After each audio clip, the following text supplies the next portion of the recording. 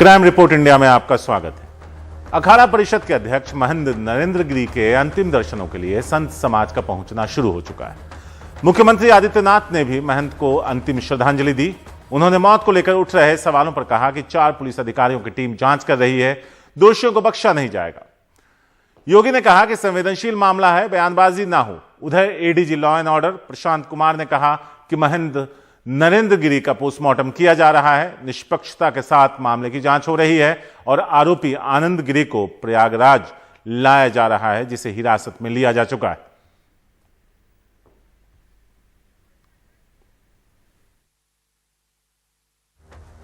कल की घटना को लेकर के बहुत सारे साक्ष्य कलेक्ट किए गए हैं, क्योंकि एक वरिष्ठ धर्माचार्य और अखाड़ा परिषद के अध्यक्ष से जुड़ा हुआ मामला है। उन्हें इस पूरे केस की प्रॉपर्टी का हिस्सा मानते हुए पुलिस की एक टीम, जो यहां के एडीजी जोन, आईजी रेंज और डीआईजी प्रयागराज, ये तीनों, और मंडलायुक्त प्रयागराज, ये सभी अधिकारी एक साथ मिलकर के टीम वर्क के साथ इस कार्यक्रम को आगे बढ़ा रहे हैं। एक एक घटना का पर्दाफाश होगा और दोषी अवश्य सजा पाएगा। इस केस में 3 लोगों को फिलहाल हिरासत में लिया गया है। बताया जा रहा है कि सुसाइड नोट में इन तीनों के नाम लिखे हुए थे। कौन है ये 3 लोग? आनंद गिरी महंत नरेंद्र गिरी के शिष्य हैं, आद्य तिवारी और संदीप तिवारी। ये 3 लोग हैं जिसे हिरासत में लेकर पूछताछ की जा रही है। तो यहां आपको बता दें कि आरोप यह लगा कि ये तीनों शिष्य उन्हें परेशान किया करते थे, इसी वजह से उन्होंने आत्महत्या की है। इस मामले में केशव प्रसाद मौर्य, जो डिप्टी सीएम है, उन्होंने कहा कि अगर जरूरत पड़ी तो इस मामले की सीबीआई जांच भी कराई जाएगी। जबकि आनंद गिरी ने कहा है कि उनके पर लगे आरोप किसी ने षड्यंत्र के तहत लगाए हैं, जिसमें कई पुलिस अधिकारी भी शामिल हो सकते हैं। यहां तक बयान दिया और कहा कि महंत की हत्या की गई है, जिसकी जांच होनी चाहिए। प्रयागराज के जॉर्ज टाउन थाने में एफआईआर दर्ज हुई है। अमरगिरी पवन महाराज ने दर्ज कराई है एफआईआर। उनकी मौत पर जो एफआईआर दर्ज हुई उसका डिटेल हम आपको दे रहे हैं। एफआईआर में आनंद गिरी को आरोपी बनाया है। एफआईआर में पूरे घटनाक्रम का जिक्र है। दोपहर 12:30 बजे विश्राम के लिए वो कमरे में गए थे। क्या हुआ था कल वो हम बता रहे हैं। दोपहर 3 बजे चाय का वक्त पर उन्होंने मना किया। शाम 5 बजे तक कोई सूचना नहीं मिली, यानी अंदर से किसी ने आवाज नहीं दी, ना तो कोई अंदर गया। फोन बंद आया, दरवाजा खटखटाया तो आहट नहीं हुई, दरवाजा भी अंदर से बंद था। उनके कुछ शिष्यों ने दरवाजा तोड़ा। महाराज जी पंखे से लटके मिले, उन्हें उतारा गया। उम्मीद ये थी कि शायद उनकी सांसें चल रही हों, लेकिन उतारा तो पता चला कि उनकी मौत हो चुकी है। वो कुछ महीने से आनंद गिरी को लेकर काफी परेशान रहते थे। अपनी इस परेशानी को वो बताते भी थे, यानी इसका जिक्र उन्होंने किया भी था। कहते थे आनंद गिरी बहुत परेशान करता है। कमाल खान की एक रिपोर्ट है इस पूरे मामले पर, आइए उस पर नजर डालते हैं। प्रयागराज के बागंबरी मठ में हम मौजूद हैं। हमारे पीछे बाईं तरफ वो कमरा है जहां महंत नरेंद्र गिरी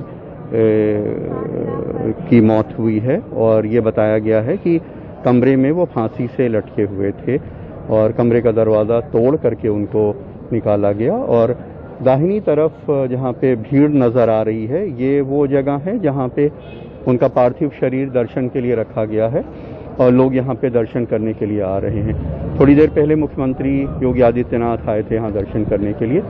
मठ के में बड़े पैमाने पे फोर्स लगी हुई है। ये मठ का जो एक वेटिंग एरिया है, यहाँ पे बहुत सारे स्थानीय लोग, नेता और काफ़ी लोग यहाँ मिलने के लिए आए हुए हैं। ये सारा मठ का एरिया है जिसमें मीडिया के लोग या उनसे मिलने के लिए जो लोग आए हैं या सिक्योरिटी के लोग हैं, वो सारे लोग यहाँ पे मौजूद हैं। आज बताया गया है कि उनको समाधि आज नहीं दी जाएगी। अभी तो उनका पार्थिव शरीर दर्शन के लिए रखा हुआ है और इसके बाद उनका पोस्टमार्टम होगा जो डॉक्टर्स का एक पैनल करेगा और उसके बाद कल उनको समाधि दी जाएगी। ये वो एरिया है जहाँ पे महंत जी आके शाम को बैठा करते थे अपने कमरे से निकल करके। वो भोजन करने के बाद अंदर विश्राम करते थे। विश्राम करने के बाद ये जो शिव जी का स्थान बना हुआ है, इसके पास जाड़ों में अक्सर धूप में यहाँ बैठते थे, गर्मी में भी यहाँ पंखे वगैरह लगाए जाते थे, लोग आते थे यहाँ बैठते थे। तो जब वो नज़र यहाँ पे जब वो नहीं आए तो कमरा खटखटाया गया, उसका जवाब नहीं मिला। उसके बाद लोगों ने कमरे का दरवाज़ा तोड़ा और उनके शिष्यों का कहना है कि वो यहाँ पे पंखे से लटकते हुए उन्होंने देखा। उनको लगा कि शायद जिंदा हो, जान बचाई जा सकती है, तो उन्होंने नीचे उतारा और जब उन्हें लगा कि उनका देहावसान हो गया है तो उन्होंने पुलिस को सूचना दी। अब पुलिस के पास यहाँ पे जो एक सुसाइड नोट मिला है वो उसकी फॉरेंसिक जांच करा रहे हैं, उसका हैंड राइटिंग एक्सपर्ट से उसकी जांच करा रहे हैं ताकि ये पता चल पाए कि क्या साइंटिफिकली अप्रूव हो पाए कि क्या ये सुसाइड नोट उन्होंने ही लिखा था। अगर उन्होंने लिखा है तो जाहिर सी बात है कि जिन लोगों के लिए उन्होंने विरासत की है उनको वो जगहें दी जाएंगी, वो कार्यभार दिया जाएगा, जिम्मेदारी दी जाएगी, और जिनको उन्होंने लिखा है कि आत्महत्या के लिए उन्होंने मजबूर किया तो उनके खिलाफ कार्रवाई हो सकती है। उनके शव के पोस्टमार्टम के बाद पता चलेगा कि उनके मृत्यु का कारण क्या है और बाकी फॉरेंसिक जांच पड़ताल के बाद पता चलेगा कि क्या वाकई उन्होंने फांसी खुद लगाई है, आत्महत्या किया। जांच करा रहे हैं, उसका हैंड राइटिंग एक्सपर्ट से उसकी जांच करा रहे हैं ताकि ये पता चल पाए कि क्या साइंटिफिकली अप्रूव हो पाए कि क्या ये सुसाइड नोट उन्होंने ही लिखा था।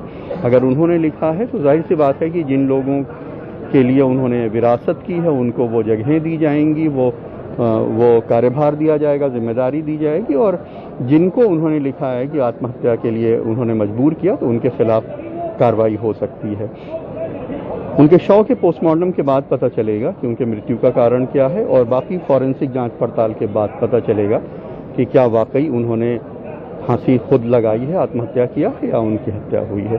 तो ये सारी चीज़ें एक बार साफ हो जाएंगी तो उसके बाद लीगल एक्शन जो है, पुलिस का रास्ता साफ होगा उसको करने के लिए।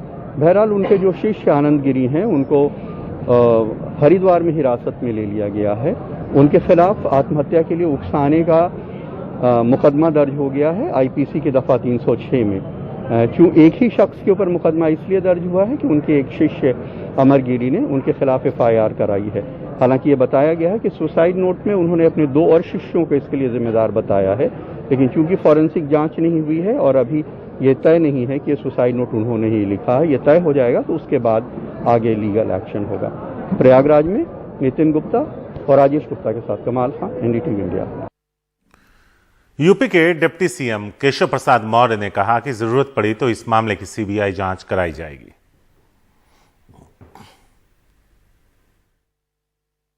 परसों ही मैं यहां से उनका आशीर्वाद लेकर के दर्शन करके गया था। कल समाचार मिला है आज उनको अंतिम विदा देने आना पड़ेगा।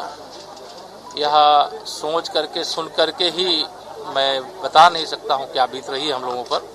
पूरा प्रयागराज दुखी है, पूरा प्रदेश और देश दुखी है, और जिस भी कारण से महाराज जी की यह स्थिति हुई है हर कारण की जांच कराएंगे और जो भी इसके दोषी होंगे उनको खोज निकालेंगे, उनको कठोर से कठोर से कठोर से कठोर दंड दिलाएंगे और इस प्रकार की चीजें स्वीकार नहीं की जाएंगी। जो भी मांग की जाएगी, जो भी जांच की आवश्यकता होगी, हर जांच के लिए सरकार तैयार है। हर जांच के लिए तैयार है। मतलब CBI जांच भी अगर जरूरी होगी तो होगी? जी हाँ, जरूरी होगी। CBI जांच के लिए भी तैयार है सरकार। किसी भी चीज में जो पूज्य पंच परमेश्वर या अखाड़ा परिषद जो भी मांग रखेगा, सरकार किसी मांग से पीछे। महंत जी के शिष्य के द्वारा जॉर्ज टाउन थाने में एक अभियोग आनंद गिरी के विरुद्ध धारा 306 में दर्ज कराई गई है। ये धारा आत्महत्या के लिए प्रेरित करने से संबंधित है और इस पे अग्रिम कार्रवाई अब हो रही है। पंचायतनामा पार्थिव शरीर का कर लिया गया है और पोस्टमार्टम पैनल ऑफ डॉक्टर्स के द्वारा किया जा रहा है। सभी जोन और परिक्षेत्र के वरिष्ठ अधिकारी मौके पर हैं और विवेचना पूरी तरीके से निष्पक्ष और पारदर्शी तरीके से की जा रही है और विवेचक इस संबंध में अब किनकी गिरफ्तारी होनी है और किस एविडेंस के आधार पर होनी है, ये डिसीजन लेंगे। आनंद गिरी को कल ही हिरासत में वहाँ कस्टडी में लिया गया था और वो उसको एक यहाँ लाया जा रहा प्रयागराज में दोपहर बाद तक पहुँचने की उम्मीद है और विवेचना के दौरान सभी पहलुओं पे जो तथ्य प्रकाश में आ रहे हैं उन पर विचार किया जाएगा और तब आगे की कार्रवाई की जाएगी। तो शिष्य आनंद गिरी को हिरासत में लेकर इलाहाबाद लाया जा रहा है, लेकिन हरिद्वार में हिरासत में जब लिया गया उससे पहले क्या कहा है आनंद गिरी ने, आइए वो सुनवाते हैं। ये बहुत बड़ा षड्यंत्र है। हम गुरु शिष्य के बीच में कभी कोई विवाद नहीं रहा। ये उन लोगों की साजिश है जो सीधे सीधे मठ और मंदिर का पैसा साजिश के तहत अपने घरों तक पहुंचा रहे थे, जिनका 2000 का भी आमदनी नहीं थी, 5-5 करोड़ के 10-10 करोड़ के जिनके मकान हो गए। जिन लोगों ने सीधे तौर पे गुरुजी को ब्लैकमेल करके जो पैसा कमाया, उन लोगों की साजिश है और उस साजिश के तहत उनकी हत्या हुई है। उन्हीं की हत्या में जानबूझ करके मेरे नाम का आना ये षड्यंत्र का स्पष्ट रूप है, जिसमें पुलिस के बड़े अधिकारी भी शामिल हो सकते हैं, जिसके अंदर में कुछ जो लड़के वहाँ के हैं वो भी उसमें शामिल हो सकते हैं। स्वामी जी, उसमें जो है 3 लोगों का नाम आया है, आपका भी सुसाइड नोट में नाम आया, क्या है ये सब? मुझे अभी कुछ भी नहीं पता है। मैं गुरुजी की राइटिंग को पहचानता हूँ, उन्होंने जीवन में कभी लेटर नहीं लिखा और वो जो करते थे स्वयं करते थे, सीधा करते थे। अब उन्होंने लेटर लिखा है तो पहले उनकी राइटिंग को जांचा जाएगा, फिर उसके अंदर के मंतव्य को जाना जाएगा। मुझे पूर्ण विश्वास है कि गुरुजी सुसाइड नहीं कर सकते, उनकी हत्या हुई है और जो भी लोग इसके पीछे हैं उनका बाहर आना बहुत अनिवार्य है।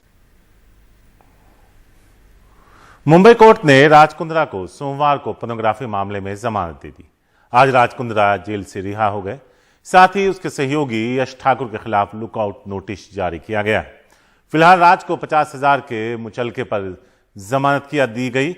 राज को 19 जुलाई को गिरफ्तार किया गया था। वो पिछले करीब 2 महीने से जेल में थे। मुंबई पुलिस के मुताबिक जांच में राज कुंद्रा के मोबाइल, लैपटॉप और हार्ड डिस्क से 119 पॉर्न वीडियो मिले थे, जिसे 9 करोड़ रुपए में बेचने का प्लान था। ये तस्वीरें सामने आई हैं। जेल से निकलने के बाद राज कुंद्रा अपनी गाड़ी में अपने घर की तरफ जाते नजर आ रहे हैं।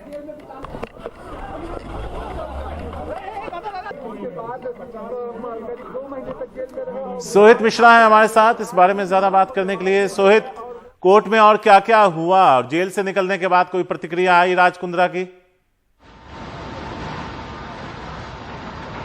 देखिए, 64 दिन तक जेल में थे राज कुंद्रा और आज सुबह वो जेल से निकले। जरूर मीडिया कर्मी वहां पर पहुंचे थे, कई लोगों ने सवाल पूछा लेकिन उन्होंने जवाब नहीं दिया। दरअसल अदालत की अगर बात करें तो पिछले बुधवार को जो चार्जशीट दाखिल की गई थी उसमें राज कुंद्रा को भी उसमें आरोपी बनाया गया था। कई सारी चीजें कही गई थी, उनके ऊपर कई सारे आरोप लगाए गए थे, जिसके बाद शनिवार के दिन राज कुंद्रा के वकील ने जमानत अर्जी दाखिल की। उन्होंने कहा कि क्योंकि अब चार्जशीट फाइल हो चुकी है, जितनी जानकारी चाहिए थी वो मिल चुकी है और साथ ही साथ उनका ये भी कहना है कि जिस OTT प्लेटफॉर्म से स्ट्रीमिंग करने की बात की जा रही है या जो शूट करने की बात की जा रही है, जो वीडियो शूटिंग की बात की जा रही है, उस समय राज कुंद्रा वहां पर खुद मौजूद नहीं थे। तो कहीं ना कहीं ये सारी चीजें हुई। शनिवार के बाद सोमवार को एक बार फिर से जब इस पर सुनवाई हुई तो सोमवार शाम तक राज कुंद्रा को जमानत दे दी गई, लेकिन जो फॉर्मेलिटीज पूरी करनी थी उसमें जरूर समय लग गया। इसलिए मंगलवार को राज कुंद्रा जेल से बाहर निकले हैं। वो पहले दिन से ये कहते आए हैं और आपको याद होगा कि किस तरह से 19 जुलाई को घंटों तक उनसे पूछताछ की गई थी, जिसके बाद उनको गिरफ्तार किया गया था और वो तब से यही कह रहे थे कि उनको इस पूरे मामले में फंसाया जा रहा है, उनका कोई भी डायरेक्ट इन्वॉल्वमेंट नहीं है। इस तरह से राज कुंद्रा लगातार कह रहे हैं, जबकि उन पर आरोप कई सारे हैं। उन पर पोर्नोग्राफिक कंटेंट बनाकर OTT प्लेटफॉर्म्स के जरिए उसको स्ट्रीम करने का आरोप है।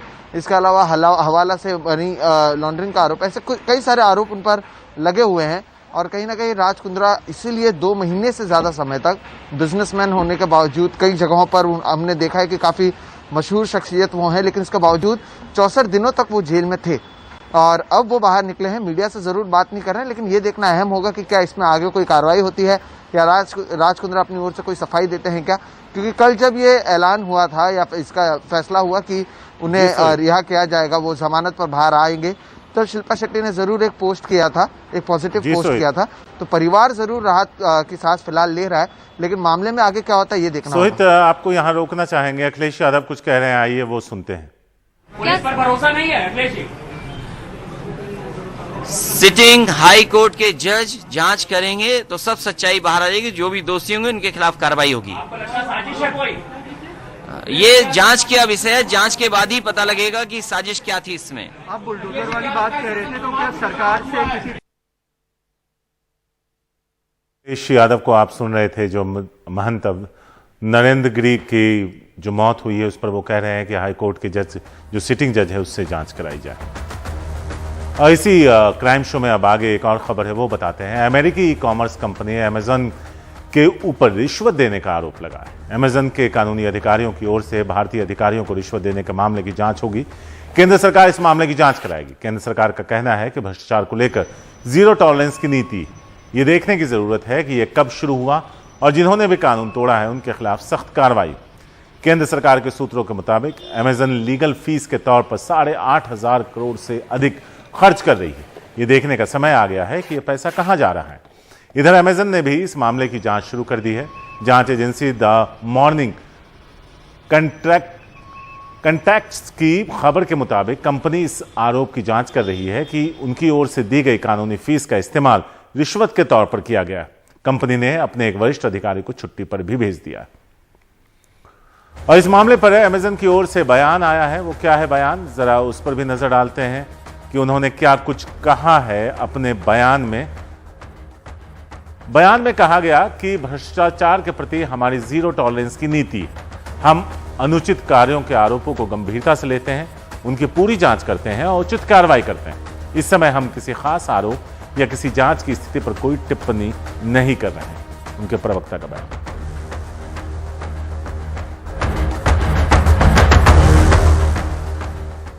बिहार के हाजीपुर में एक छात्रा की हत्या के संदिग्ध आरोपी की भीड़ ने जमकर पिटाई कर दी। हालत यह हो गई कि आरोपी को भीड़ से बचाने के लिए पुलिस ने उसे अपने साथ एक कमरे में बंद कर लिया। लेकिन हजारों लोगों की हिंसक भीड़ पुलिस को घेर कर हंगामा करती रही। इसके बाद लोगों के समझाने के लिए मृतक छात्रा के पिता को बुलाया गया और भीड़ को शांत करने की उनसे अपील करवाई गई। के मामले में क्या अभी तक मामला अपडेट है सर? एक संदिग्ध को आज सुबह पकड़ा गया था, लेकिन भीड़ द्वारा घेर लिया गया था। उनको सकुशल लाया गया, पूछताछ जारी है। बहुत जल्दी ही मामले को हो जाना चाहिए।